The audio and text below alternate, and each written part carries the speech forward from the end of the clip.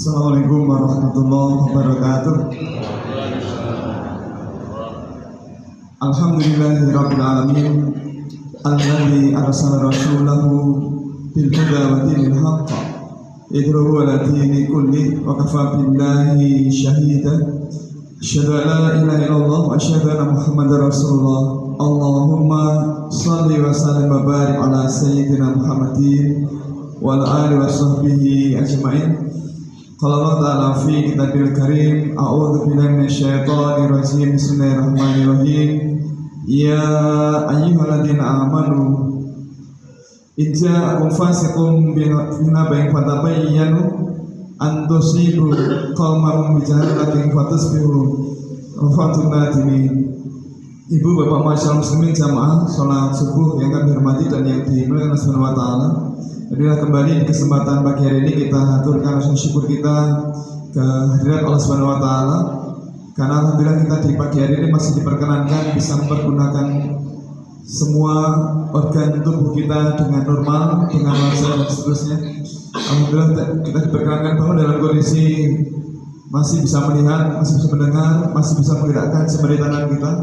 Dan kira-kira kalau tadi kita bangun semua organ tubuh kita normal, tapi naudzubillah min dzalik, jari-jari ini tidak lagi bisa kita gerakkan, kira-kira bagaimana rasanya?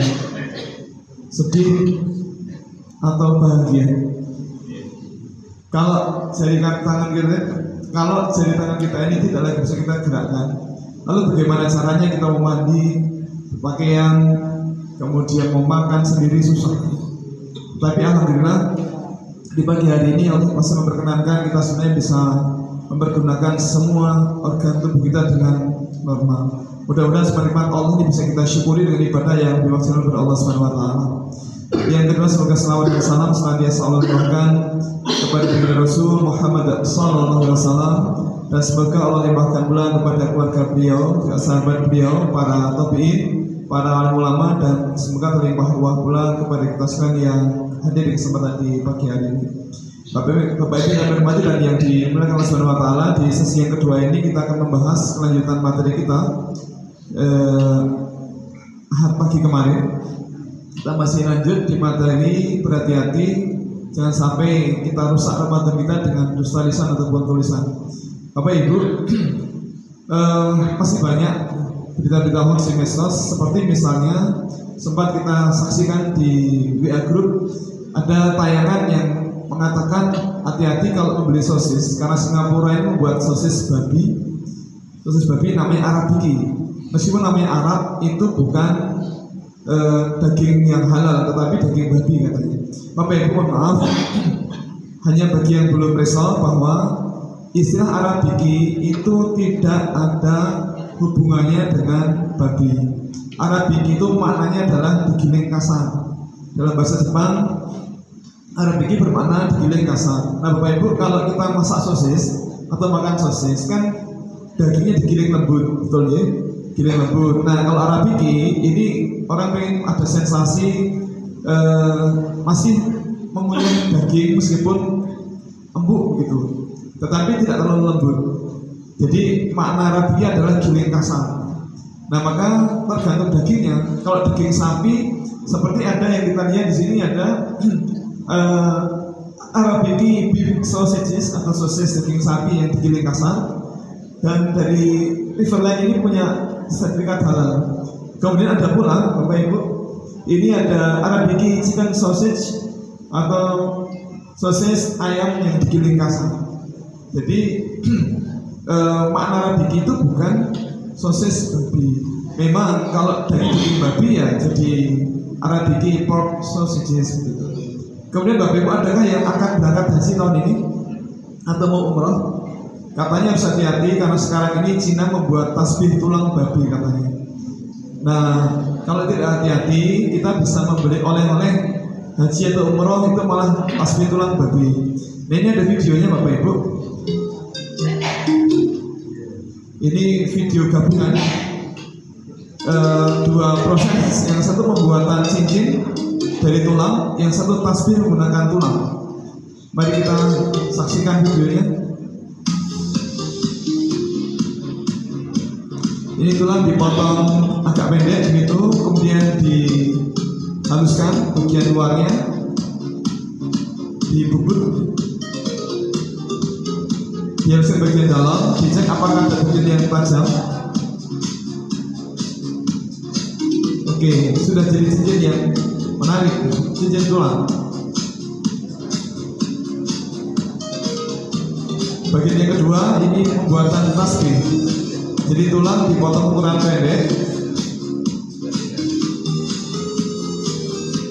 dan jadi potongan-potongan tulang, terus dipotong ukuran kecil, dilubangi di bagian tengah agar bisa dibubut, terus dibentuk menjadi tasbih. Potong, dihaluskan, dirapikan.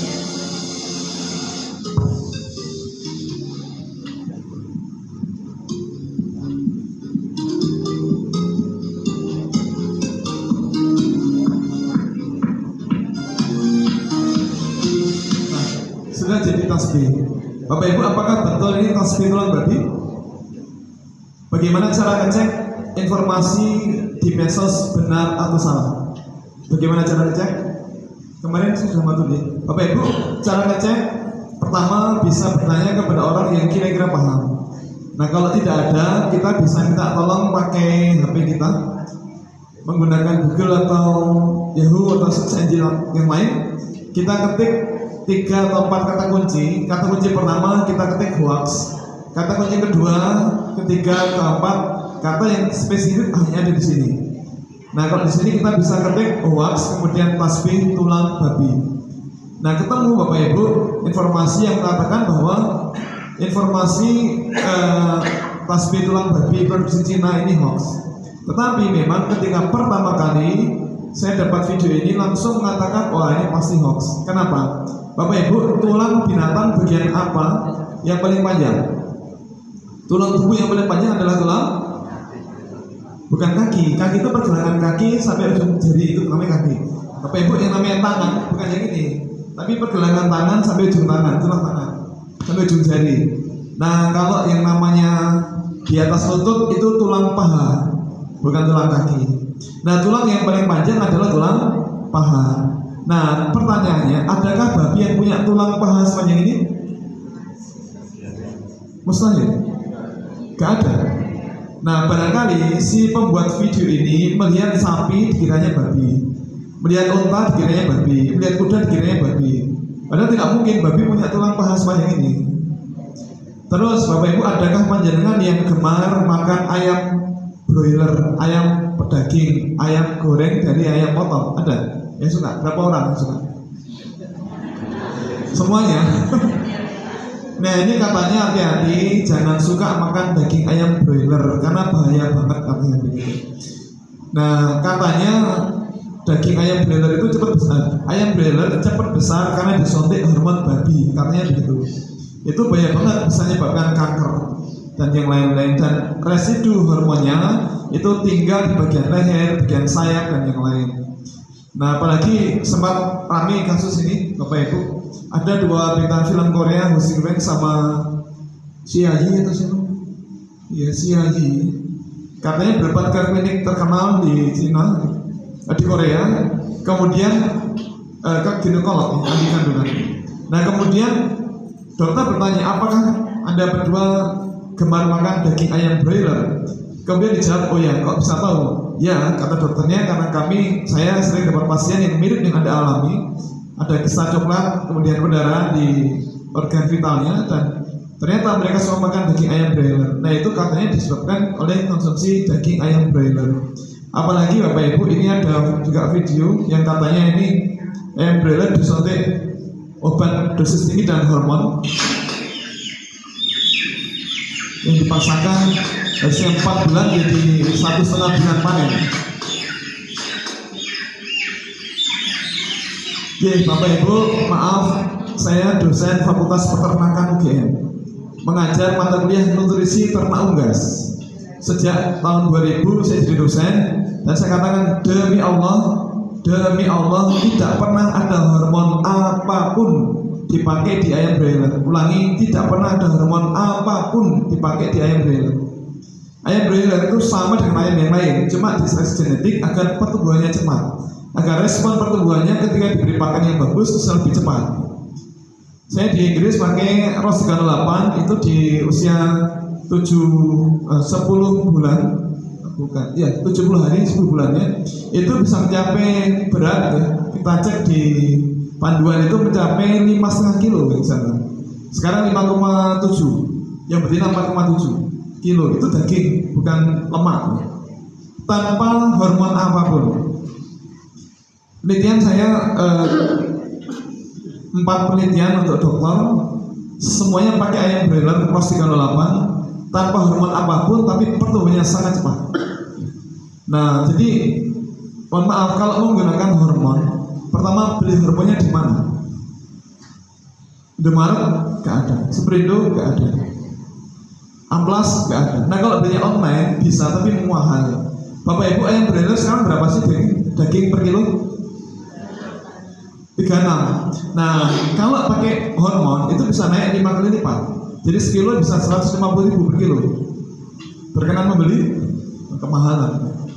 Oke, jadi info yang mengatakan ayam broiler itu menyebabkan kanker karena pakai hormon itu di Allah hoax, berita bohong.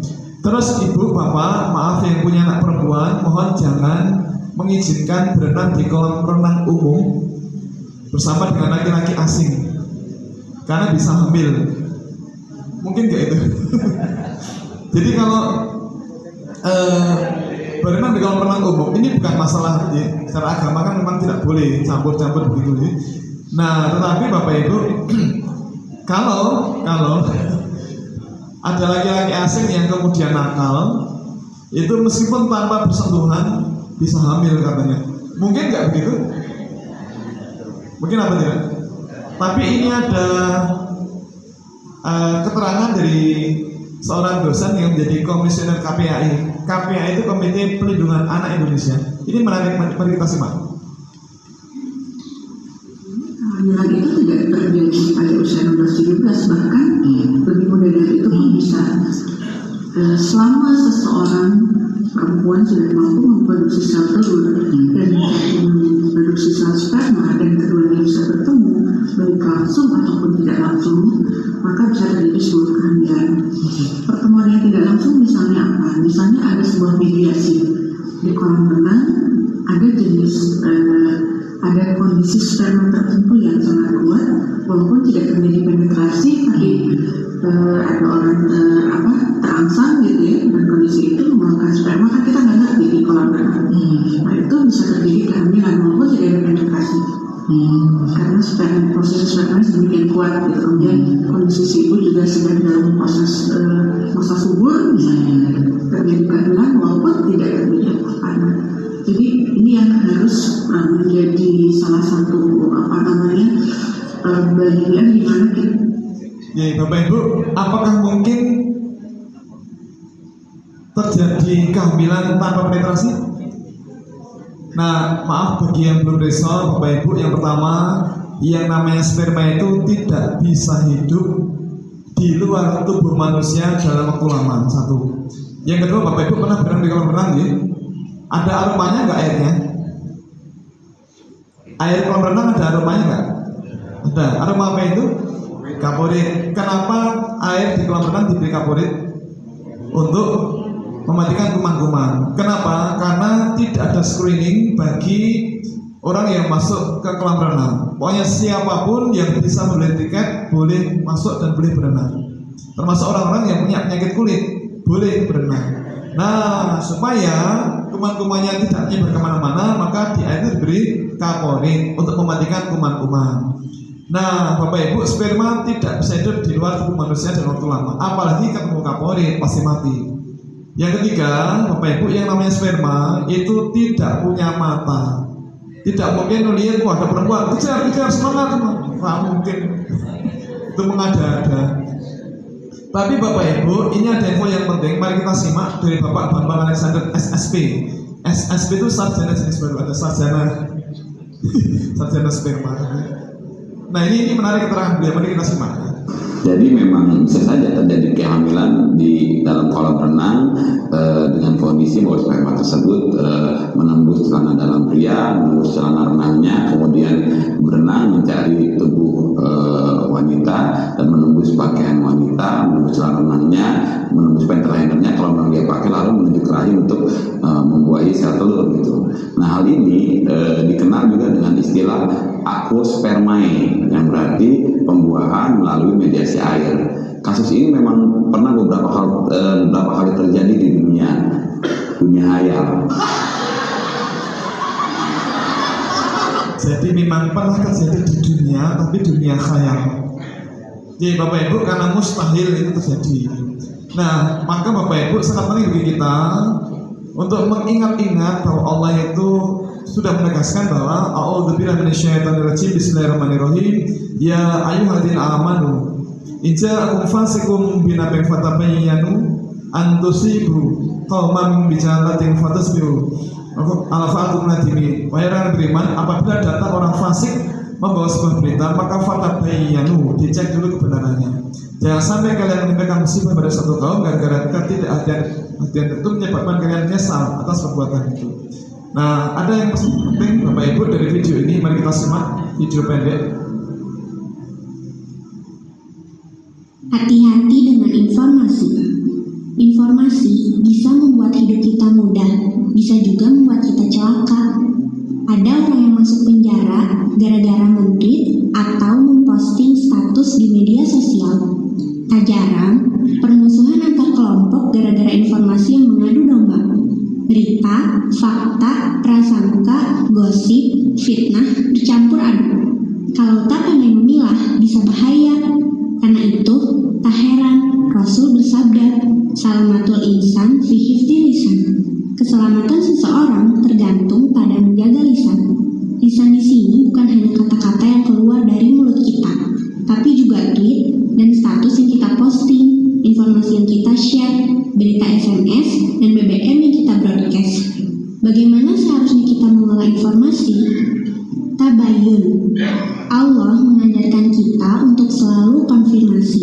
Jika datang kepada orang fasik dengan informasi, maka tabayunlah atau konfirmasi, cek dan recheck. Quran Surat Al-Hujurat ayat 6. Kadang kita menerima broadcast message tanpa pikir panjang, kita membroadcastnya lagi pada seluruh kontak kita tanpa mengecek kebenarannya. Itulah sifat dasar kita, malas mengecek informasi. Karena itu, suatu informasi bisa menyebar begitu cepat tak terbendung. Konon, ketika kabar baik baru menyebar beberapa kilometer, kabar buruk sudah melesat mengelilingi bola dunia. Ketika sebuah informasi sudah menyebar, akan sulit membendungnya. Zon. Kadang isi informasi yang kita terima mengandung prasangka. Jika kabar itu benar, maka itu ghibah. Jika kabar itu salah, maka itu fitnah. Tak ada pilihan, makanya jangan ikut-ikutan menyebarkannya. Sesungguhnya prasangka tak memberimu sedikit pun kebenaran. Quran Surat An-Najm ayat 28. Zon, prasangka. Dalam bahasa Inggris, prejudice, yang berasal dari kata pre yang artinya sebelum, judge adalah menghukum. Jadi, prasangka adalah menghukum orang sebelum kita tahu informasi yang lengkap. Bicara yang baik atau diam. Takwa itu seperti orang yang berjalan di antara duri-duri. Jadi, selalu hati-hati agar tak terkena duri. Demikianlah sikap orang yang bertakwa terhadap informasi. Tak asal percaya dan berpikir 1000 kali sebelum menyebarkan. Jika kita mudah menerima dan mengirim semua informasi yang kita lihat dan dengar, maka menurut Rasul, kita ini termasuk pendusta. Cukuplah dikatakan pendusta orang yang menceritakan semua yang dia dengar. Hadis riwayat Muslim. Sebelum men-share sebuah berita, tanyakan pada dirimu tentang beberapa hal berikut. 1. Apakah berita ini benar? Apakah saya sudah mengkonfirmasi kebenaran berita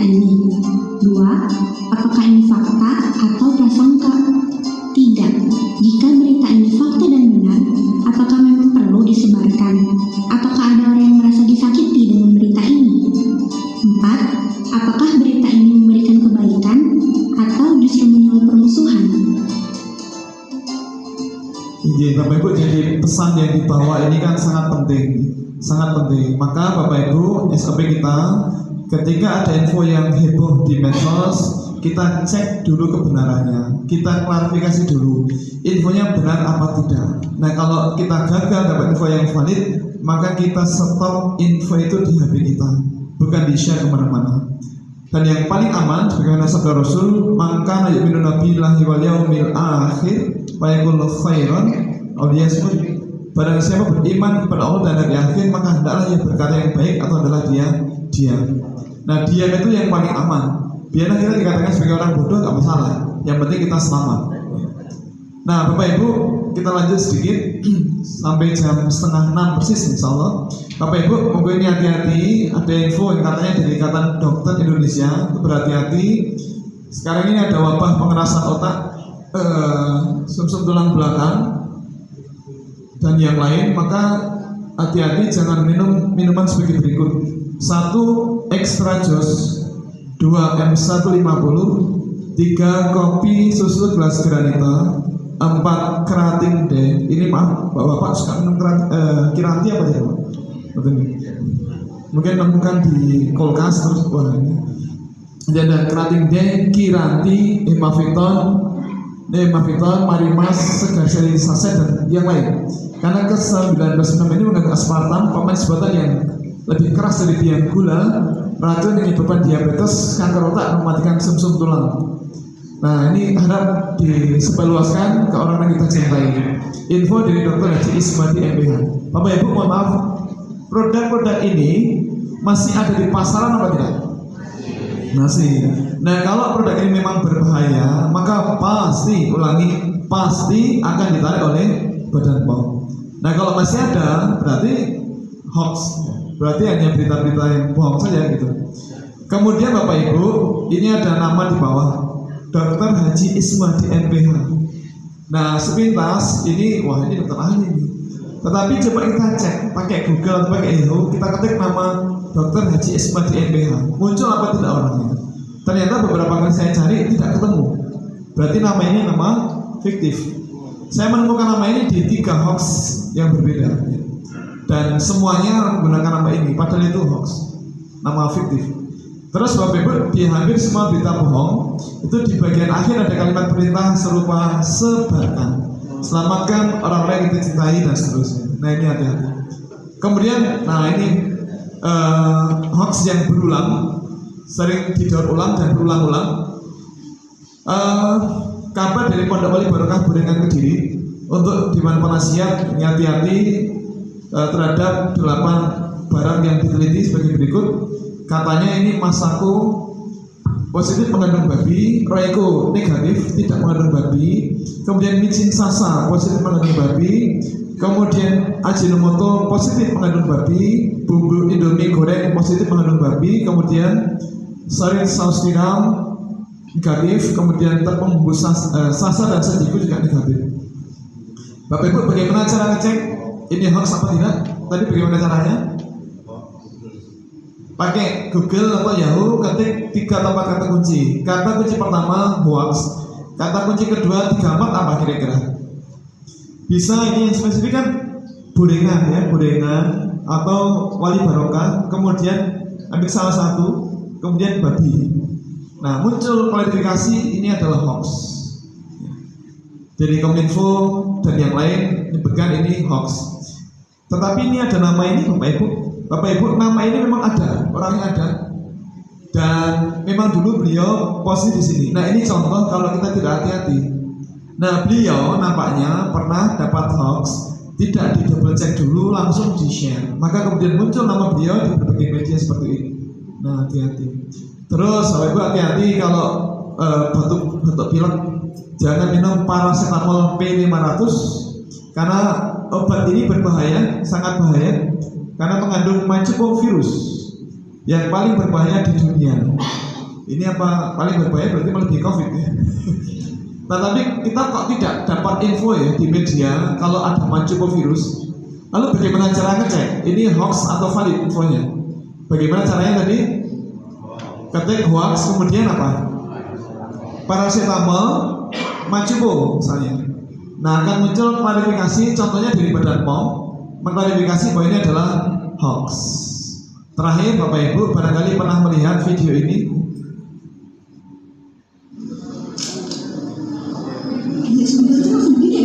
Crispy crackers.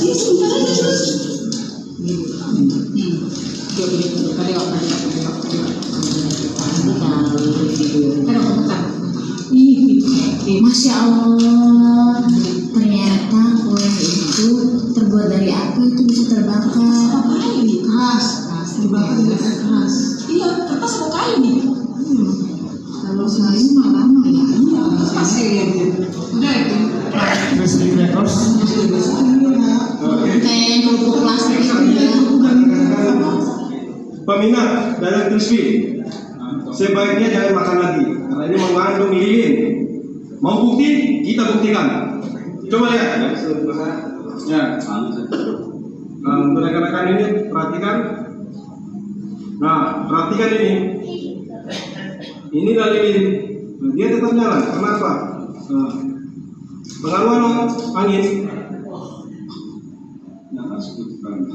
Ya, karena angin. Oke, lihat.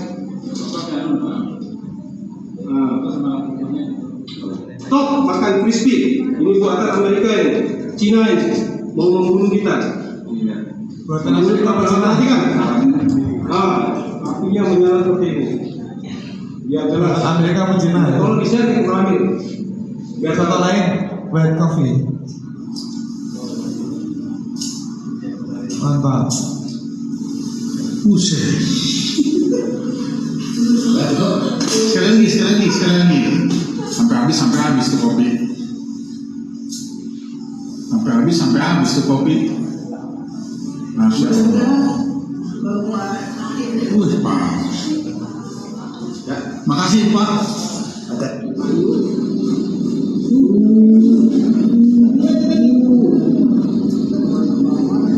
Bahkan ada yang mengatakan ini pakai bubuk mesiu. Hari ini kita demoin bagaimana bahaya Benar ada kopi ini ya, Pak. Ada bumbu museumnya. Coba sekarang kita kopi habis ya. Kita coba satu kopi. Ada bubuk mesiunya. Bapak Ibu, bubuk mesiu itu berapa tuh? 1 gram. Mahal. Tidak mungkin diberi bubuk mesiu, meledak biar. Bapak Ibu, maaf. Tentu bagi kita yang belajar ilmu pangan sangat paham bahwa bahan makanan atau makanan yang bentuknya tipis atau serbuk dengan kandungan lemak nabati tinggi itu memang mudah terbakar. Iya, mudah terbakar. Tapi meskipun mudah terbakar itu tidak berbahaya. Nah, kalau berbahaya pasti akan ditarik oleh Badan POM. Tetapi kami menganjurkan Bapak Ibu kalau akan minum white coffee jangan pakai api, tapi pakai gelas atau pakai mug, pakai air panas, jangan pakai api. Karena sebenarnya tidak begitu. Izin satu lagi.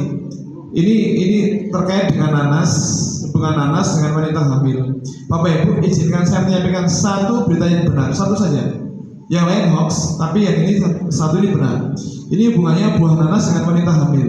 Bapak Ibu tolong disampaikan kepada orang yang kita cintai, termasuk ke anak Bapak Ibu yang sudah menikah atau tetangga yang sudah menikah kemudian hamil, tolong disampaikan bahwa wanita hamil itu tidak baik, bahkan tidak boleh minum jus kulit nanas apalagi dengan daunnya.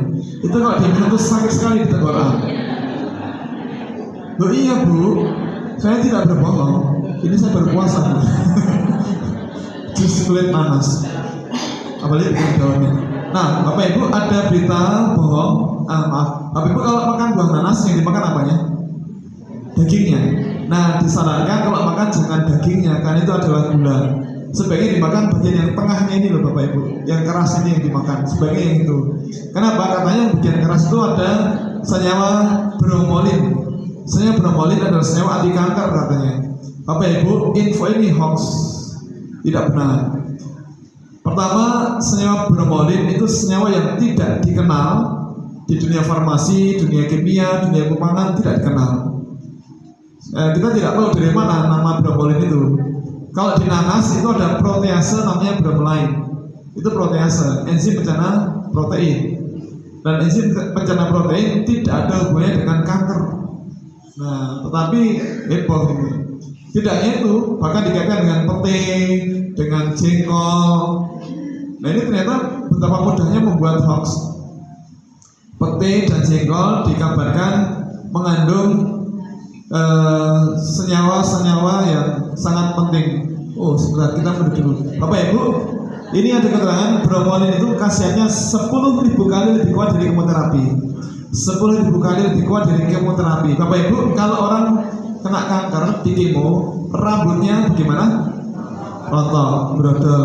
Nah, kalau kasih bromelain itu 10.000 kali lebih kuat, maka yang brodol tidak hanya rambutnya, tapi mungkin kepalanya ikut lepas. Karena 10.000 kali lebih kuat. Nah, maka Bapak Ibu monggo berhati-hati, jangan sampai kemudian kita terjebak menyebarkan info-info yang tidak benar. Demikian Bapak Ibu, insya Allah di sesi yang ketiga dan keempat kita akan bahas hal yang lain. Besok Selasa dan Rabu pagi insya Allah kita akan bahas kaidah fikih kuliner hewan-hewan eksotik sesi 1 dan sesi 2. Demikian, mohon maaf atas semua khilaf. Akhirul kalam, assalamualaikum warahmatullahi wabarakatuh.